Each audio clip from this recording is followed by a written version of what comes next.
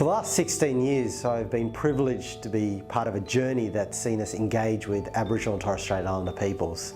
It's been an amazing time of great joy, excitement, but also a time of great learning. And we've learnt a lot along the way.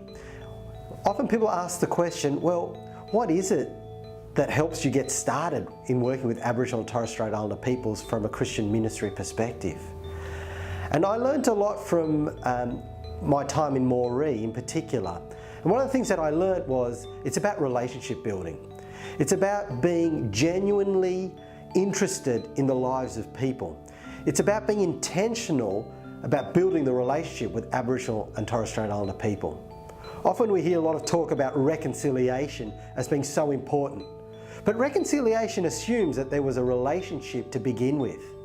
I think it's more about conciliation, actually building a relationship with Aboriginal and Torres Strait Islander people, rather than mending a relationship that never really existed in the first place. One of the great things that we were able to do was sit and listen to Aboriginal elders, community members, just different Aboriginal people that shared with us their heart for their community and their young people and what Australia could look like into the future. That took us a good 12 to 18 months of just sitting and listening and hearing story. In that time, a lot was going on in the relationship building phase. Things that we didn't realise coming from a different cultural perspective. But what was happening was we were building trust, and we showed a genuine interest and love for the people. And at the end of that 12 to 18 month period, the community elders asked us to partner with them, to work with them at making a difference in their community and in the lives, in particular, of their young Aboriginal people. And so from there, we were able to come up with a plan and a strategy and work at making a difference in partnership with Aboriginal people. An elder once said to me, "Son, you've got to look at the past and learn from it, but don't stare at it because you get stuck."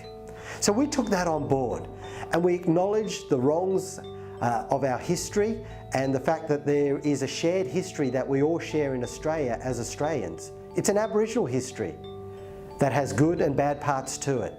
And we've got to acknowledge that. But we can't stare at the past. We need to look forward to the future, learn from the past, and move forward to creating a better Australia for all people. So from listening, sharing a genuine interest, being intentional, and having a strategy and a plan that was in partnership with Aboriginal and Torres Strait Islander people, we knew we were onto something great. We all know that Jesus is the answer. Jesus brings hope, meaning, and life to people. How we present the gospel of Jesus Christ is the critical factor.